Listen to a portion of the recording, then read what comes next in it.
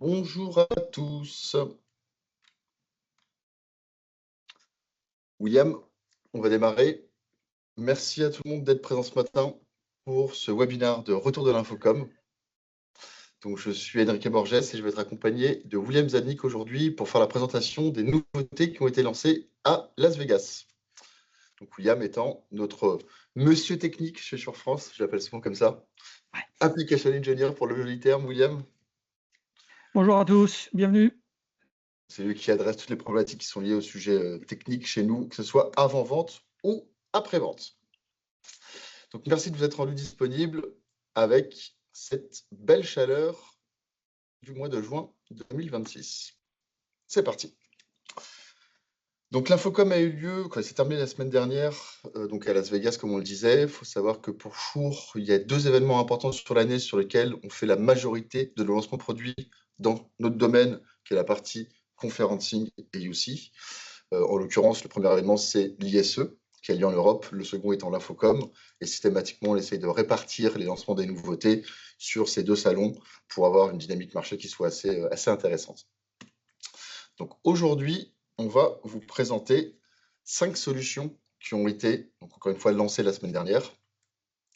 On va démarrer par la MX 901, qui a une mise à jour de firmware, mais qui transforme complètement le produit. MXW avec le mode fusion, qui a un nouveau fonctionnement apporté sur le produit. Un vrai nouveau produit pour le coup, l'ANI USB-C. Un autre vrai nouveau produit, un nouveau SKU, le MXA 925. Et ensuite, on terminera par la partie Zoom Room sur une base Windows, pareil, qui vient d'arriver, qui a été lancée cette année. Et enfin, les fameuses questions-réponses habituelles pour répondre à toutes vos interrogations ou apporter les compléments d'information nécessaires. Alors, je démarre avec le MXA 901. Donc le MXA 901, juste pour un petit peu de contexte, un peu de rappel, c'est le plus petit de la gamme des MXA, donc du micro-plafond. Il a été lancé il y a 2 ans maintenant. Quand on a conçu le MXA 901, c'était pour répondre à des demandes du marché. Les demandes principales auxquelles ce produit répondait étaient typiquement le fait d'avoir des salles de réunion qui soient les plus épurées possibles, le plus discret possible. Un MXA 925 ou 901, ça a une taille qui est relativement conséquente et en fonction des agencements de chez les clients et du style de salle, c'était pas toujours évident. Donc, on a fait en sorte d'avoir la solution la plus discrète possible pour répondre aux demandes des architectes. Option de montage polyvalente, encore une fois, plafond plein, plafond fermé, dalle fixe ou autre. On a vraiment une variété d'accessoires qui permettent de combler toutes les problématiques d'installation au niveau des produits. Déploiement simplifié, c'est avec le MXA 901 qu'on a commencé à apporter cette approche d'automatic coverage, où en fait le produit, dès qu'il sort de la boîte, il est prêt à fonctionner, avec une zone de captation définie par défaut de 6 mètres par 6 mètres. On est vraiment sur du plug and play, pour utiliser le terme un peu à la mode. Et naturellement, une solution certifiée, que ce soit en Zoom ou en Teams, parce que ça, c'est un prérequis aujourd'hui pour arriver avec des solutions sur le marché de la visioconférence, c'est avoir la certification qui va bien dessus. Juste pour rappel, petit visuel du MXA 901, donc toujours disponible en 3 couleurs, blanc, aluminium et noir. Et c'est un diamètre de 34 cm. Donc l'évolution du MXA 901 va avoir lieu, donc nous on appelle ça un nouveau produit dans le sens où l'évolution firmware qui est arrivée sur la version 6.9 va vraiment transformer la capacité du produit et transformer la typologie de salle dans laquelle on va pouvoir l'intégrer. C'est-à-dire qu'il y a beaucoup de salles qui auparavant étaient équipées en MXA 920 ou 925, qu'on va pouvoir basculer sur du MXA 901 aujourd'hui, parce qu'on a rajouté au niveau du DSP qui est intégré sur le produit pas mal de capacités. L'exemple type, c'est le mode Steerable Coverage, que certains connaissent déjà s'ils se rappellent du MXA 910 de l'époque, le premier-né. Donc le Steerable Coverage, c'est quoi? C'est le fait de non pas avoir une zone unique sur laquelle le système va gérer de façon automatisée, mais vraiment rentrer dans le détail, lobe par lobe. Vous aurez des visuels qui vous expliquent un petit peu le tout par la suite. Ce qu'on a également fait, c'est en plus d'avoir le mode automatique et le mode manuel, donc le mode lobe, dans le mode automatique, auparavant, on avait une zone unique de 6 mètres par 6 mètres. Et maintenant, cette zone-là, on va pouvoir la redimensionner, ce qui n'était pas le cas auparavant. On a également optimisé toute la partie tracking sur le MXA 901. Le but pour nous, clairement, c'est de le positionner comme, alors moi j'aime bien l'appeler le Baby 925, dans le sens où il va avoir presque les mêmes fonctionnalités. On verra tout à l'heure que le 925 a toujours des petites choses en plus que l'autre n'a pas. Mais par contre, aujourd'hui, avec le 901, on va pouvoir faire du tracking caméra, on va pouvoir faire du renfort audio local, c'est-à-dire que ce n'était pas possible auparavant. Et encore une fois, avoir une notion de finesse bien plus élevée au niveau de la gestion, de la captation et des zones de captation de la salle. Donc, je vous parlais tout à l'heure de Adjustable Automatic Coverage. Donc par défaut, c'est du 6 mètres par 6 mètres. Aujourd'hui, on va pouvoir le redimensionner pour aller jusqu'à 3 mètres par 3 mètres au plus petit. Bien entendu, entre 3 par 3 et 6 par 6, toutes les dimensions sont possibles. C'est une nouveauté qui permet d'être beaucoup plus fin au niveau de la gestion de la captation et d'éviter d'aller capter ce qui se passe sur les côtés des salles, voire sur les couloirs. On introduit le Steerable Coverage. Donc là, comme je le disais au début, ceux qui connaissent le MX 910 se rappellent très bien de ce mode de fonctionnement-là. Toujours disponible sur la MX 920, de toute manière. C'est le fait de pouvoir désactiver la gestion automatique de déploiement des lobes et pouvoir, nous, venir régler lobe par lobe l'angle de captation et la zone de captation, en fait, le diamètre de captation également. L'intérêt de ça, c'est pour que la mise en place de solutions type Voice Lift, c'est un prérequis de pouvoir avoir une finesse la plus élevée possible au niveau de la définition de la zone de captation. Et donc, dorénavant, grâce à cette notion de Steerable Coverage, on va pouvoir rentrer dans cette dynamique de salle avancée. Donc, du Voice Lift, du renfort audio, du tracking caméra, comme je le disais tout à l'heure. Et nouveauté également, on va pouvoir facilement intégrer plusieurs MXA 901. Donc là, dans le visuel que je vous présente, je le fais en mode Automatic Coverage, mais bien entendu, dans la majorité des cas d'ailleurs, le déploiement de multi-MXA 901 sera plutôt réalisé avec le mode Steerable Coverage pour qu'on puisse travailler lobe par lobe et mettre en place du Voice Lift, du tracking cam, etc., etc. Ce qui veut dire que concrètement aujourd'hui, le MXA 901 est un produit qu'on va pouvoir retrouver dans des salles complexes, comme c'était le cas auparavant pour le MXA 920, j'ai envie de dire, qui était réservé auparavant au MXA 920. Donc là, maintenant, il y a vraiment un arbitrage à faire d'un point de vue esthétique entre 901 et 920, 925. Et après, il y a quelques petites différences techniques ou technologiques qui vous feront passer quand même sur le 925. On détaillera par la suite. Je vous ai fait un bref comparatif qui sera toujours utile à regarder au niveau du replay pour les MXA 901 versus les MXA 902 versus le MXA 925. Donc là, on voit typiquement qu'entre le côté gauche 925, côté droit 901, il y a beaucoup plus de ressemblances qu'auparavant. Et surtout, on se retrouve avec une définition par défaut des zones et non plus une définition fixe pour ces deux produits, comme c'est le cas auparavant pour le 900 et le 902. Donc l'optique, c'est vraiment ça, c'est plus de flexibilité, plus de capacité à attaquer des salles bien plus complexes. Je pense que Christophe a dû mettre le prix public ou le prix marché du produit dans la conversation, donc n'hésitez pas à le consulter. C'est la meilleure façon, je pense, de vous le communiquer. Donc le MXA 901 en version 6.9, donc c'est ça qui apporte ces nouvelles technologies qui sont intégrées dessus, comme je le disais. La version 6.9 est déjà disponible. Tous les clients qui ont déjà du MXA 901 bénéficient, comme à l'accoutumée, de la mise à jour gratuite. Et donc, vous pourrez bénéficier de ces nouvelles fonctionnalités dans le MXA 901. Et tous les nouveaux produits qui seront achetés, bien entendu, seront en version finalisée, 6.9. Donc, on aura également tout ça. Donc, c'est une mise à jour firmware pour les clients existants. C'est une très bonne nouvelle. Pour les autres, c'est vraiment le positionnement du produit qui a été complètement chamboulé, complètement déplacé, j'ai envie de dire, grâce à cette mise à jour de firmware qui est dorénavant disponible. Voilà pour le MXA 901. Donc là, on passe toujours à une mise à jour de firmware, mais qui va, elle également, complètement transformer la façon dont on va pouvoir travailler avec la gamme MXW Next chez nous. Et ce mode-là s'appelle le Fusion Mode. On va démarrer par une petite vidéo explicative et je vous donnerai un peu plus de détails par la suite. C'est parti.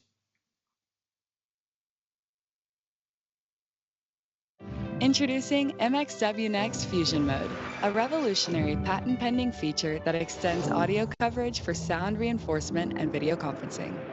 Fusion Mode effortlessly pairs Shure MXW Next mics for presenter mobility and MicroFlex Advanced mics for audience coverage, utilizing an industry-first transceiver and onboard IntelliMix DSP unit to ensure pristine performance without the headaches that come with external DSPs and other complicated workarounds. And because it's all part of the MicroFlex family, wireless microphones work in harmony with up to 2 MXA wired mics, so that Fusion Mode delivers a truly one-of-a-kind audio experience. Automatic prioritization lets a presenter move freely into an array coverage area without echo, distortion, or chorus. The presenter's mic takes priority over audience MXA microphones, so both in-room and remote participants hear the right voice every time. Integrated with Shure Designer and Shure Cloud for configuration and management, and tailored for use with leading video conferencing platforms, MXW Next Fusion Mode can be accessed via the free 6.8 update today for seamless collaboration wherever you need it.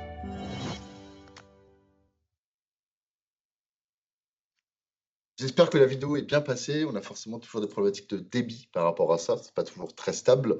Du coup, Christophe va vous mettre le lien de la vidéo si vous le souhaitez dans la conversation, pareil, pour que vous puissiez la regarder dans un second temps, si nécessaire. Mais de toute façon, on va reparler de tout ça ensemble. Donc, la philosophie du mode fusion sur le MXW Next. Donc, première chose, il est valable pour l'ensemble de la gamme MXW Next, que ce soit le Next 2, donc l'appareil tout en un, le Next 4 ou le Next 8. Cette nouvelle version firmware qui est disponible d'ores et déjà est intégrée et gratuite sur l'ensemble de la gamme, comme je disais auparavant. Donc, le but du Fusion Mode, ça va être de créer des nouvelles entrées Dante au niveau du DSP qui est intégré dans le MXW Next. C'est des entrées Dante qui sont dédiées à la connexion de MXA série 900 externe. Donc, ça peut être du 901, du 902 ou du 920, du 925, même du 910 pour le coup. Donc, la philosophie, en fait, ça va vraiment être de simplifier la configuration de la salle pour réussir à avoir des usages avancés qui vont être préconfigurés, très simples à mettre en œuvre. Donc, ça va permettre de retirer typiquement le besoin d'un automate, par exemple, le besoin d'un DSP externe de façon assez simplifiée dans le bon sens du terme. Dans l'enseignement supérieur, ça va permettre d'avoir des solutions qui vont être communes de la petite salle de classe jusqu'au très grand amphi. Et dans le monde de l'entreprise, ça permet d'avoir des salles qui peuvent être équipées avec du MXW Next, même si le besoin n'est pas forcément existant aujourd'hui. En fait, il peut jouer le rôle de gateway, je vais résumer ça comme ça, voire de mélangeur automatique entre deux MXA au maximum. Donc le mode fusion, c'est 2 MXA maximum, soit 1, soit 2. Et au niveau des émetteurs qui sont supportés pour le mode fusion, le micro-main, le micro-pocket, le micro-colle de signe, mais le micro de surface n'est pas supporté par le mode fusion, parce que ça crée beaucoup trop d'artefacts audio. Aujourd'hui, il n'est pas supporté pour le moment. Si je vais donner les avantages de façon factuelle sur la partie mode fusion, donc plus besoin de DSP externe. Encore une fois, je vais avoir une configuration de salle, je vais avoir un orateur principal qui va avoir un micro-main, par exemple. Je vais avoir 2 MXA dans la salle. L'orateur est en train de parler au micro-main. Tant qu'il parle au micro-main, les MXA de la salle vont être mutés par défaut. Dès que la personne va arrêter de parler au micro-main, on va pouvoir passer en mode question-réponse avec les MXA du plafond. Ce qui fait que typiquement, si un orateur rentre en salle et souhaite ne pas utiliser le micro-main, bien entendu, le MXA le captera. C'est un orateur principal. J'ai un prof qui rentre en salle, il ne prend pas le micro-main, il est capté au MXA. Par contre, dès qu'il prend le micro-main, pardon, ça va automatiquement muter les MXA pour que le micro-main passe par-dessus sans qu'il y ait d'action autre à mener. Pour faire ça auparavant, il fallait forcément avoir un DSP externe type P300 ou équivalent et un automate qui allait venir apporter des inputs sur quel type de configuration je voulais avoir, quelle fonctionnalité je voulais avoir de ma salle. Ça, aujourd'hui, c'est beaucoup plus simple. Totalement intégré dans le DSP qui est dans la gamme MXW Next, encore une fois.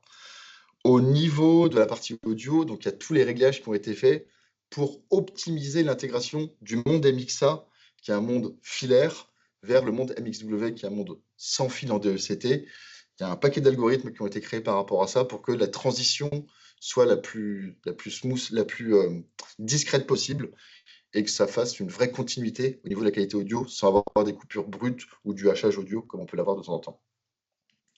Autre avantage pour cette solution-là, elle est totalement intégrée dans SureCloud. Elle peut être totalement administrée à distance. Et comme d'habitude, quand on dit SureCloud, on pourrait également dire API avec des solutions externes, puisque tout ce qu'on peut faire sur SureCloud, on peut le faire en passant par des solutions tierces, en utilisant les fameuses API Shure qui sont toujours très cossues, très développées. Et autre point qui est très apprécié par les clients aussi, qui était vraiment une grosse demande au niveau de la mise à jour de firmware qui intégrait Fusion, c'est le fait que le bouton sur les émetteurs va pouvoir avoir un rôle qu'on va pouvoir choisir parmi des scénarios préparamétrés. L'exemple type, c'est j'ai le professeur qui est avec un micro-main. Quand il va muter la globalité de la salle. Mais il peut se dire, non, quand je vais muter sur mon micro-main, je vais muter uniquement la diffusion vers le site distant. Je veux que ce que moi je suis en train de dire dans ma pièce continue à être envoyé vers les HP de la salle. Puisqu'on va pouvoir avoir plusieurs modes, ce qui était déjà le cas sur la MXW auparavant, où mon micro-main et mes MXA, je vais pouvoir les router soit pour du local, uniquement, soit pour du local et du distant. Et en fait, on va pouvoir faire un peu tout ce qu'on souhaite en fonction de différents modes, c'est-à-dire que le micro-main soit envoyé en local uniquement et pas sur le distant, que les MXA en distant, ou le contraire. Voilà, on peut faire un peu tout ce qu'on veut, c'est un peu la philosophie.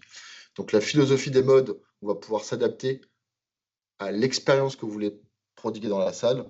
On va avoir la même logique avec le bouton mute qui est sur les émetteurs. On va pouvoir, encore une fois, paramétrer ce bouton mute pour qu'il fasse ce que l'utilisateur souhaite et non pas forcément un mute général par défaut. Voilà pour la partie MXW, évolution du mode fusion. On passe à l'ANI USB-C qui est un nouveau produit lancé à l'Infocom toujours, disponible d'ores et déjà, comme à l'accoutumée. Donc l'ANI USB-C, la philosophie, ça a été d'apporter une solution la plus légère, la plus light possible au niveau du marché pour faire une simple conversion. Je vais résumer ça comme ça de façon un peu dure, sur de l'audio stéréo Dante vers de l'USB. Le synoptique est on ne peut plus parlant et on ne peut plus basique dans le bon sens du terme. La philosophie, c'est que vous allez avoir un équipement MXA ou un équipement MXW. Je vais vous le présenter par la suite un peu plus en détail. La connexion au niveau du réseau est assurée entre cet équipement MXA ou MXW et le switch. Et à partir de là, du switch au PC, à la visioconférence, à la solution Lightware Taurus par exemple, ou au ClickShare de Barco, ou tout équivalent imaginable en Crestron typiquement ou autre, ce boîtier-là unique va permettre de jouer le rôle de convertisseur et va être certifié sur la globalité des plateformes également. Donc la philosophie, c'est qu'il vient un peu en complément, pour ne pas dire en remplacement, de l'ANI USB Matrix, qui est aujourd'hui pas en USB-C, typiquement. Donc là, le but, c'est de faire élever un petit peu ce standard-là au niveau de l'USB-C, surtout en le simplifiant et en ayant un prix d'accès à marché qui soit le plus faible possible. Donc, encore une fois, toute la partie gestion DSP va être légère dessus, dans le sens où on va avoir que l'égalisation du matrissage, la gestion de gain, du limiteur, des choses de ce type-là, puisque l'ANI USB joue le rôle de convertisseur et la partie DSP va être intégrée soit dans le MXA, la partie DSP évoluée avec l'AEC, le noise reduction, la gestion des gains automatiques, va être intégrée soit dans le MXA, soit dans la gamme MXW Next. Donc c'est vraiment un convertisseur simple, dans le bon sens du terme, très sécurisé, dans le sens où on va être sur une solution, on va pouvoir verrouiller le câble USB-C, le RJ45 est bien entendu plugué dessus et verrouillé également. C'est un produit qui est conçu pour être installé derrière l'écran, sous la table, on est vraiment assez libre par rapport à toutes ses capacités d'installation. Donc il pèse 150 grammes, il est relativement petit, il est vraiment conçu pour se glisser un peu partout et être au plus proche de l'utilisateur, ce qui permet d'avoir le câble USB-C le plus petit possible. On connaît toutes les difficultés qu'on peut avoir avec des câbles USB-C de grande longueur. Là, ça permet un peu de se dénouer de ces problématiques-là. Donc fonctionne avec toute la gamme des MXA.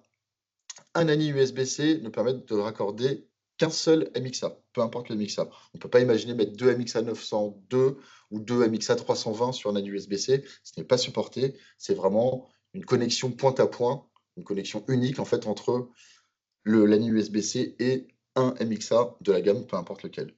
Et en fait, on va avoir la même logique avec la gamme MXW Next. On a beaucoup de cas, surtout quand on passe dans des configurations 4 ou 8 micros pour les MXW, où l'antenne va être déportée, potentiellement positionnée au-dessus de la scène ou au centre de la salle. Donc là, très régulièrement, malgré le fait qu'il y ait un USB-C qui soit connecté derrière, quoi qu'il soit présent derrière l'antenne MXW, derrière tous les MXW, il y a un USB-C, bah, tirer un câble USB-C entre le laptop de la personne ou la visioconférence qui est derrière l'écran et une antenne potentiellement au centre de salle, c'est pas toujours la solution la plus évidente. Avant, avec l'ANI USB Matrix, on arrivait avec une solution qui était, somme toute, un peu trop onéreuse, jugée trop onéreuse par les clients pour ça. Donc là, on répond à cette problématique-là en apportant une solution plus simple, moins chère, qui permet en fait de déporter la partie connexion USB qu'on peut avoir sur tous les MXW Next. Et donc la USB-C, comme je le disais, est dorénavant disponible à la commande et les prix publics sont, j'imagine, de la part de Christophe, en train d'arriver dans la conversation.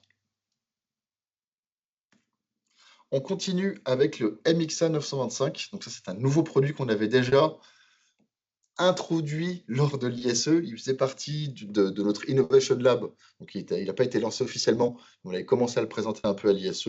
Là, c'est vraiment le lancement officiel. Et le produit est déjà disponible, comme d'habitude, sur la partie micro. Donc, MXA 925, c'est la continuité de l'évolution de la gamme MXA série 900. Donc, pour rappel, le 910 a été créé il y a 10 ans. On est passé au MXA 920 6 ans après.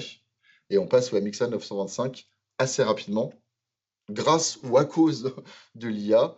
Donc là, le MXA 925 arrive donc en 2026, comme je le disais. La série MXA, aujourd'hui, est la référence en termes de micro-plafond sur le marché. Donc le but pour nous, c'est de rester toujours au plus haut niveau possible, sur ce flagship, sur ce produit le plus stratégique pour nous, en apportant des nouvelles fonctionnalités que je vais vous détailler par la suite.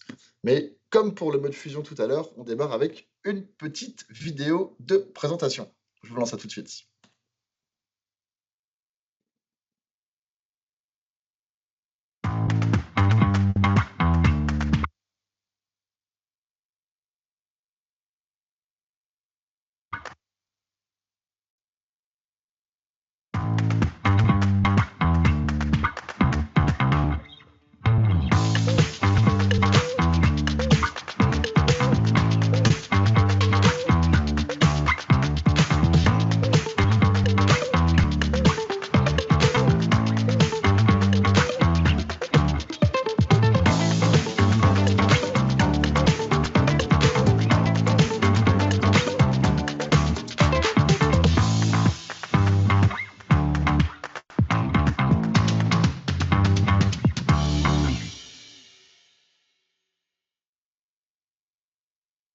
Petite vidéo de présentation du MXA 925.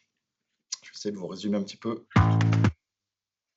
Alors, contexte du MXA 925 pour son nouveau lancement. Très concrètement, l'arrivée du 920 en 2022, ça arrivait à un moment où, au final, on a eu une très grosse présence suite au lancement du MXA 920 de la part de très nombreux concurrents qu'on n'imaginait même pas sur ce marché-là. Le but pour nous, c'est toujours d'être le plus élevé possible en termes d'offres qu'on va proposer par rapport au marché. Et là, typiquement, le but du MXA 925, c'est d'apporter toutes les compétences, toutes les informations, tout le processing nécessaire pour que le micro soit, j'allais dire, adapté au monde de l'IA. Aujourd'hui, tous les clients ont la volonté d'avoir des salles de plus en plus intelligentes. L'intégration de l'IA dans une salle de réunion va devenir, si ce n'est pas déjà le cas pour beaucoup, capital, vraiment au niveau des fonctionnements, des fonctionnalités qu'on va attendre de ce côté-là. Donc là, le but du 925, c'est on l'a sorti rapidement parce que le marché est très vite, et c'est de réussir à avoir toujours un produit qui soit à la pointe de la technologie sur ce sujet-là. Si je fais un petit comparatif entre le 920 et le 925 pour essayer de faire simple, parce que le 920, beaucoup de monde le connaît très bien, la majorité des personnes, j'imagine, ce qu'on va intégrer, c'est la partie traitement audio basé sur de l'IA. Donc typiquement, l'AEC va plus être un AEC linéaire comme on l'avait auparavant.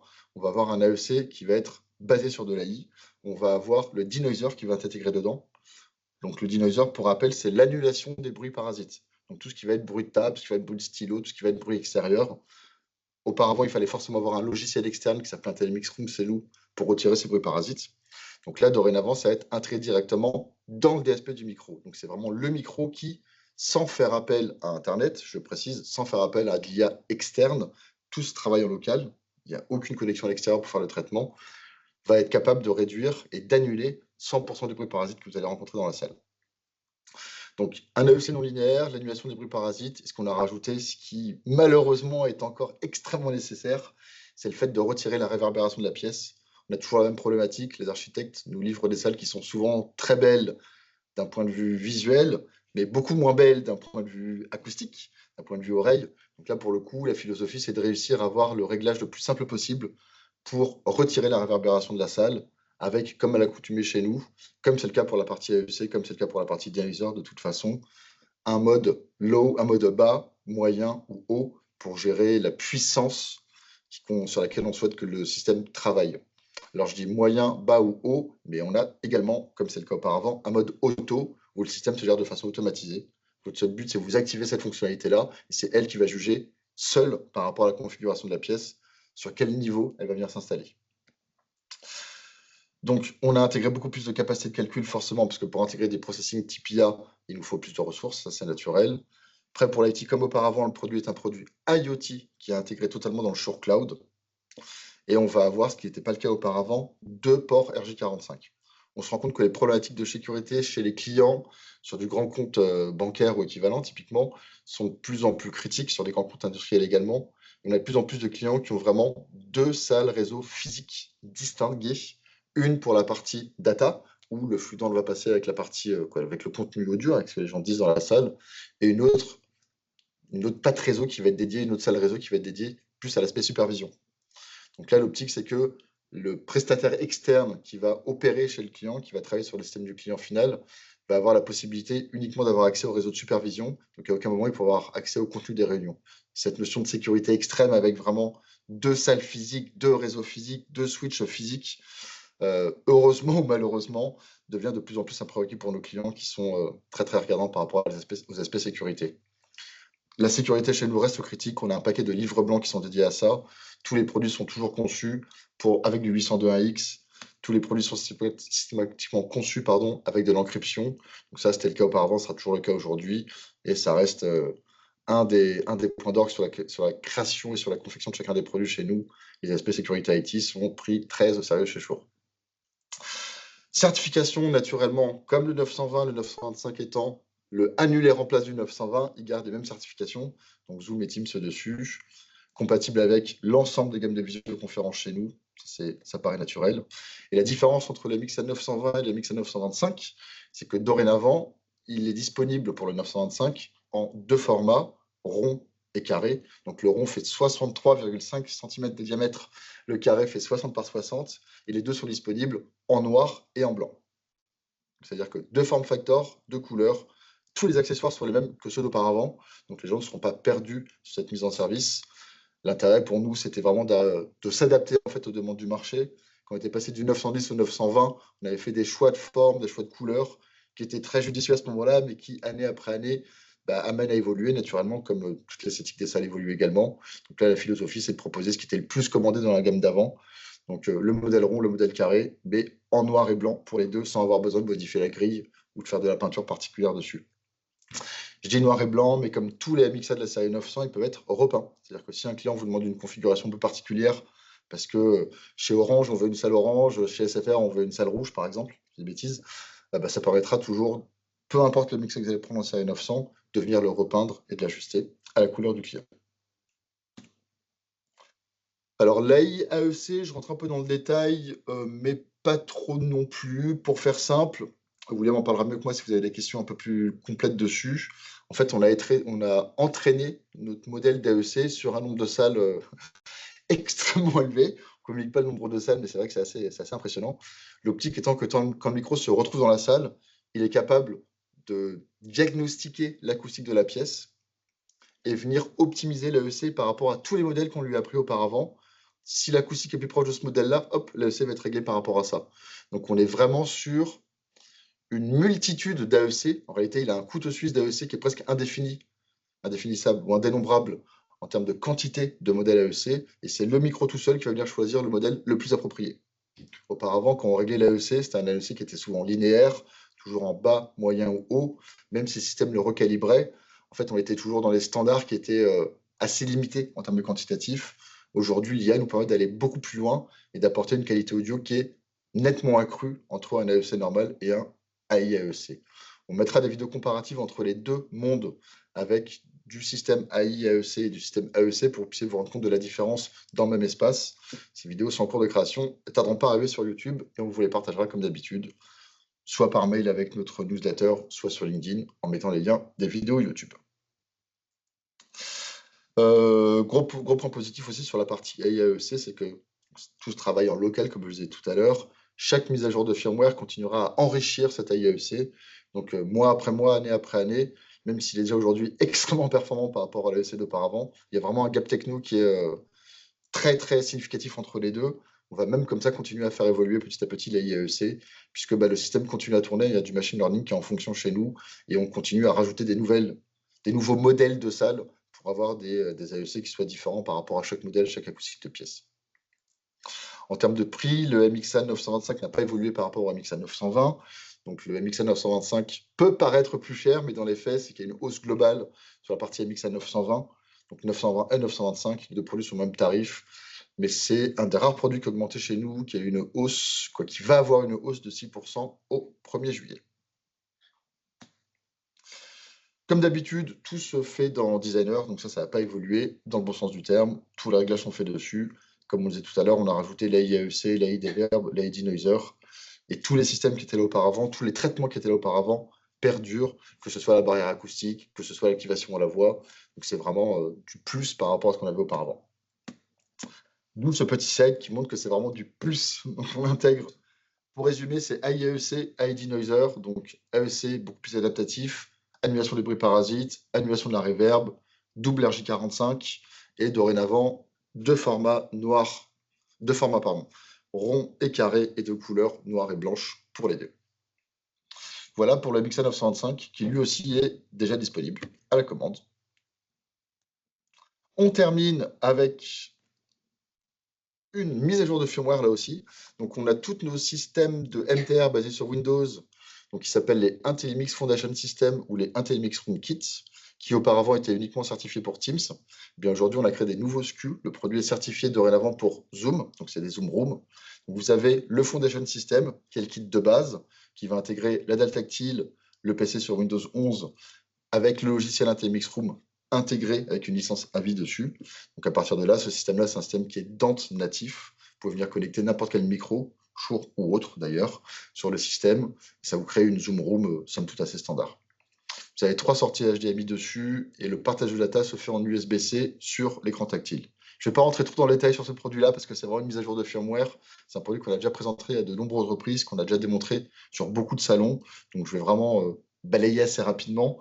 Mais voilà, c'est une philosophie juste de modification de la gamme où auparavant on était uniquement en mode Microsoft Teams Certified. Et aujourd'hui, on passe en mode Zoom Certified également pour ce produit-là. Donc c'est valable pour le kit de base et c'est également valable pour l'ensemble des kits. Donc IntelliMix Room Kits qui sont au nombre de 4. Donc là, la philosophie, c'est que vous allez avoir des kits qui vont être adaptés en fonction de la taille de votre salle. Le kit 30, le kit 50, le kit 70, le kit 80. Je vous laisse regarder les détails dessus. C'est toujours des kits qui ont le gros avantage de ne pas nécessiter de paramétrage, ce qui veut dire que vous arrivez dans la salle, vous branchez l'ensemble des équipements au switch qui est fourni avec. Donc on fournit tous les câbles, tous les switches, tout ce qui va bien pour que vous soyez vraiment autonome en termes de mise en service, en termes d'installation. Donc vous branchez tout sur le switch, vous allumez le système, tout est détecté automatiquement et tout est configuré automatiquement. C'est vraiment du zéro provisioning. Il vous suffit de mettre la licence Zoom Room dessus. Et à partir du moment où votre licence elle est intégrée, le système va faire toute la configuration audio-vidéo de manière totalement automatisée. Il n'y a rien à faire pour la partie mise en service d'un point de vue paramétrage audio-vidéo, j'entends. Donc ça, c'est pareil, c'est déjà disponible comme à l'accoutumée. Voilà, on a fait le tour de tous les produits et mises à jour de firmware. Donc maintenant, on va passer à la partie questions-réponses sur ces produits. Alors William, je vais te laisser te mettre avec nous et on va commencer à défiler les questions. Donc merci Christophe déjà d'avoir mis tous les prix au fur et à mesure. Ça c'est positif. On n'a pas beaucoup de questions, ça va aller vite, c'est parfait. Donc le MXA 920 est-il supprimé? Alors le MXA 925 annule et remplace, donc c'est vraiment le remplaçant du MXA 920. Donc le MXA 920 va avoir un end of life qui va être décidé incessamment sous peu. Il y a encore pas mal de stocks au niveau international dessus. Donc, et il y a aussi beaucoup de clients qui, pour une question d'uniformité de la gamme, souhaitent rester en MXA 920. Donc là, à date aujourd'hui, il n'est pas supprimé au sens propre du terme. Mais par contre, très clairement, le but, c'est que le 925 soit le remplaçant du MXA 920. Donc le 920 est amené à disparaître. Première question pour le 920. Deuxième question, l'ANI USB-C vient en complément de l'ANI USB Matrix ou en remplacement? Alors l'ANI USB-C vient en complément, ce qui ne fait pas exactement la même chose en réalité. Typiquement sur l'ANI USB Matrix, on va avoir des entrées-sorties en analogique qu'on ne veut pas avoir sur l'ANI USB-C. Il y a d'autres fonctionnalités également en termes de mélange qu'on va récupérer sur l'ANI USB Matrix qu'on n'a pas dans l'ANI USB-C. Donc c'est vraiment un produit complémentaire, ce qui fait qu'au niveau de la gamme des interfaces et des DSP, aujourd'hui on va avoir ANI USB-C, ANI USB Matrix et P300 qui va être au-dessus. Donc on est vraiment sur une solution qui est là pour s'adapter à tous les besoins des clients et à toutes les salles, toutes les typologies de configuration qu'on peut avoir dessus. Eh bien, pas d'autres questions. Soit j'ai été extrêmement clair, soit la chaleur a endormi tout le monde. Bon, en même temps, c'est beaucoup d'évolutions de produits, donc c'est pas forcément extrêmement complexe. Quand on prend le 900, c'est de nouvelles fonctionnalités. Quand on prend la MixW Fusion, c'est un peu plus complexe, mais on reviendra dessus également. On a une autre question, mais dans les conversations. Je vais venir dans la conversation pour regarder le tout, que je n'avais pas vu passer. Hop. L'ANI USB-C ne transporte que l'audio ou bien sert aussi de vidéo bridge? C'est uniquement de l'audio. Encore une fois, c'est un convertisseur Dante vers USB-C. Donc, c'est la même philosophie que d'habitude chez nous. Comme je disais tout à l'heure, on va être sur les faits de gamme, un USB-C, un USB Matrix, P300. On va avoir une continuité où tout sur le même rôle, c'est de convertir de l'audio Dante ou AES67 d'ailleurs en USB. Eh bien, écoutez, s'il n'y a pas d'autres questions, c'est parfait. Ça sera disponible en replay comme à l'accoutumée pour tous les webinars qu'on diffuse et qu'on réalise chez Shure de toute façon. Donc, le lien sera partagé incessamment sous peu par mail comme d'habitude et par LinkedIn comme d'habitude. Et le prochain webinar, si je ne dis pas de bêtises, c'est toi, William, pour un webinar technique, c'est ça, vendredi? Ouais, c'est ça. Vendredi, 11 h. Si vous voulez plus d'infos techniques sur les nouveautés que Enrique vous vient de vous présenter, on regardera ça vraiment côté technique. On va prendre designer et rentrer dans chaque produit pour voir où sont les modifs vis-à-vis le 925, la mini USB-C et tout ça, le 901 pour voir où sont les changements dans designer ou dans l'interface web pour que vous êtes à jour sur ces nouveautés. Le côté commercial et William complétera vendredi avec beaucoup de démonstrations de designers, beaucoup de comparatifs pour rentrer un peu plus dans le dur d'un point de vue technique. Comme je disais tout à l'heure, monsieur technique, c'est lui. Moi, je me contente de faire des présentations un peu commerciales, un peu marketing pour voilà, donner un peu les highlights au niveau des produits et les grandes lignes. Eh bien, écoutez, merci à tous pour votre présence aujourd'hui. Je vous souhaite à tous un bon été si on ne se revoit pas d'ici là. Il y a pas mal d'événements, mais je sais que tout le monde n'est pas forcément très disponible pour se rendre sur les événements. Du coup, si on ne se reparle pas, passez un très bel été. À bientôt tout le monde. Salut, à vendredi. Au revoir, merci.